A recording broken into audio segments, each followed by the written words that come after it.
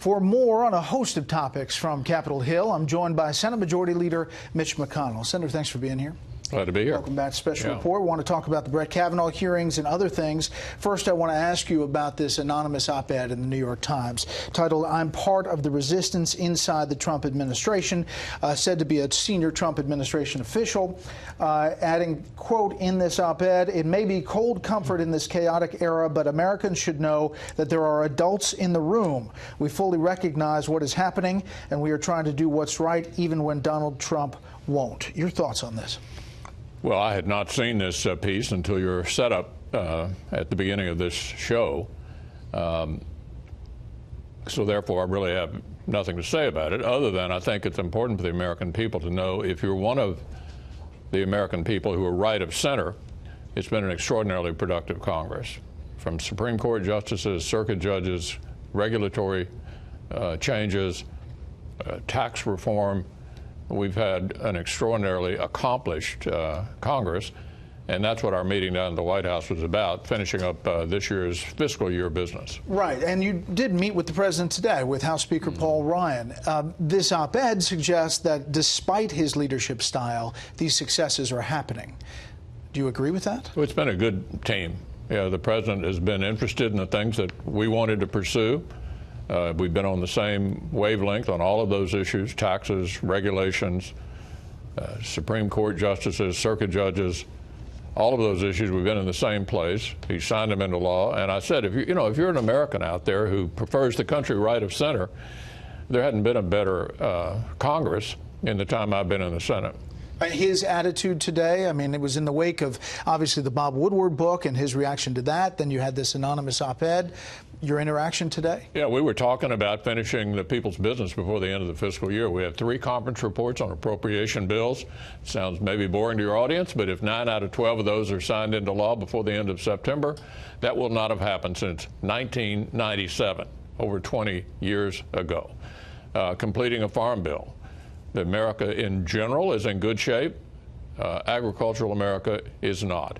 And we're intent on finishing this farm bill, getting it signed before the farm bill expires at the end of September. Those are the things that we were focusing on. Last thing on this, are you worried that there are people inside this administration that are essentially trying to bring this president down? Look, my job is to try to achieve as much for the American people as I can. You know, these Republican governments don't come along very often. Not many Americans know this, but you can go back 100 years, only 20 of the 100 years did the Republican Party have the White House, the House, and the Senate at the same time. We don't want to squander that opportunity. I think we've done a lot for the American people, and we're going to do a lot more before the end of the year. I don't want to belabor this point, so I'll move on to today. There was an effort by your counterpart, Senator Schumer, to kind of slow things up on this Kavanaugh hearing. Take a listen.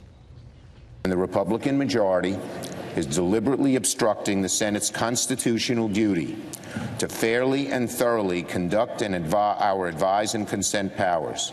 So, order in the chamber. As a result, we will not consent to business as usual on the Senate floor today. So not to get too much in the weeds, but explain what that was all about. Well, what he was trying to do is to shut down the Judiciary Committee hearing. We simply adjourned the Senate to prevent him from doing that. You've seen the antics in committee. Your station has been, your network has been carrying it, all the hooting and hollering and misbehavior. Look, none of that's going to make any difference. The president has nominated an all-star. I went to law school, but I wasn't much of a lawyer. But I can recognize a great lawyer when I see one, and Brett Kavanaugh is a great lawyer. He's going to be confirmed. He's going to be confirmed before the end of September and be on the court when it starts its next session, the first Monday in October. To Senator Schumer's point, the complaint really is about the documents that have been upheld. Some came out late, 42,000. Some have fall under executive privilege from the Bush administration. Response to that complaint? Well, more paper has been produced for this nominee than any nominee in history. We have 12 years of decisions on the D.C. Circuit which are directly related to his nomination. Every one of these people screaming about getting more papers have already announced they're going to vote against him. What else do they need to know? They're already against him. So this is a smokescreen.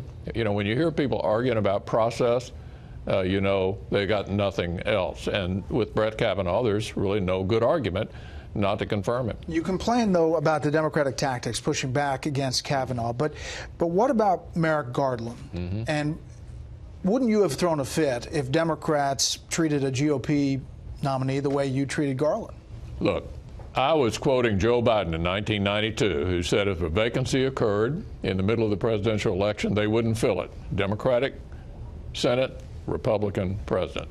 Chuck Schumer and Harry Reid said 18 months before the end of the Bush years, if a vacancy occurred in the presidential year, they wouldn't fill it. I knew if the shoe was on the other foot and we had a vacancy nominating a Republican president to a Democratic Senate in the middle of a presidential election year, they wouldn't fill it. Listen, that was simply not going to happen. I said the American people ought to weigh in on this lifetime appointment, and whoever they chose, and most people at the time I made that call thought it was going to be Hillary Clinton. Whoever was being elected in the middle of that year ought to make that decision. That's what happened. The Democrats lost. You kept the Senate in session for part of August to handle spending bills at the president's request. You made the most progress, as you mentioned, on spending bills in 20-plus years. Why wouldn't the president torch this up because there's no money for a wall? I mean, is that still a possibility that this thing all comes crashing to a halt? No, the 9 bills that we're going to put on his desk before the end of September, which is the end of the fiscal year, deal with other substance, but it also 90% of the federal budget will have been approved before the end of the fiscal year. And as you pointed out, that hadn't happened since 1997. We still are in favor of the wall. We still want to get funding for the wall, but we think the best time to have that discussion is after the election. This is the Fox News Alert. President Donald Trump not finished commenting on the New York Times anonymous op-ed. He made some statements earlier, but now just tweeting one word with a question mark. Treason, obviously referring to whoever wrote that op-ed. We're here with the Senate Majority Leader. Treason?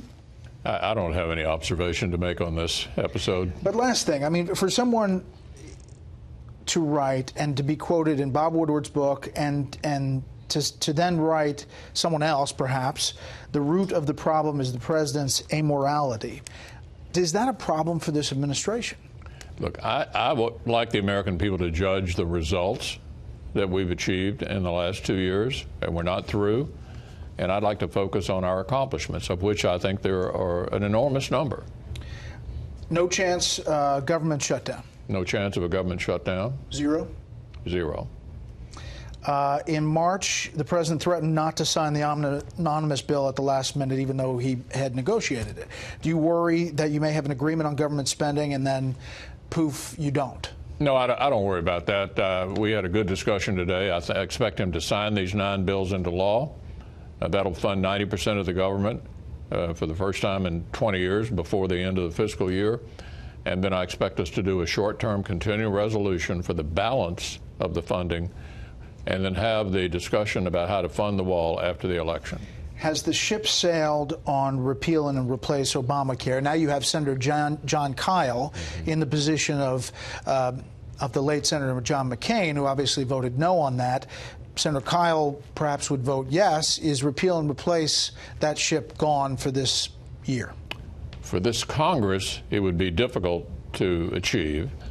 I think whether we can achieve it later depends upon the results this fall, and the American people have a chance to decide what kind of Congress they want to have going into the next 2 years. What are Republicans running on? It doesn't seem a totally unified message. No, is there one? Well, I think the economy. I mean, it's a red-hot economy. I think the policies of this administration and Congress have made a huge difference, whether it's a tax reform or regulatory relief. The country is booming. These are record numbers that we're producing on unemployment, on growth. That makes a huge difference in the lives of people all across our nation. And that's a result of this Republican government. So we think we have plenty to run on, not to mention the fact that we're transforming the courts. 2 Supreme Court justices, 26 new circuit judges, making a difference in the lives of every litigant in the country when they go to court. The president has not been shy about talking out and tweeting out about his Attorney General, Jeff Sessions, who you know very well. He's been very aggressive in recent days on that front. The vice president just today was asked about it, and he said this, quote, "I hold Jeff Sessions in the highest regard. I appreciate his service to the nation." So are you with Vice President Pence or President Trump on this? I can speak for myself. I'm a big supporter of Jeff Sessions. I think he's done a good job, and I hope he stays right where he is. You think he will? We'll find out. We just finished the memorial services, obviously, for John McCain. Tell us about your last conversation with Senator McCain and your emotions as this week came to an end, this past week. I went out to see him in May, and we had an opportunity to relive old battles. We were on the opposite side of many, many issues, and then on the same side of others. And I was pleased that I had a chance to say goodbye. John loved a good fight, and I did too. And we had a pretty big one that went on for 10 years and ended up in the Supreme Court. We expressed our love for each other. That's campaign finance, obviously. Yeah. Love for each other, and it was a perfect way to say goodbye.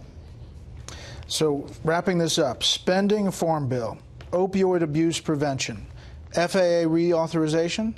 Opioids, I think we're very close to having another strong bipartisan opioid bill. We'll get FAA reauthorized. Again, it's a steady stream of accomplishments in this Congress. Senator, we'll continue to follow. We appreciate your time. Thanks.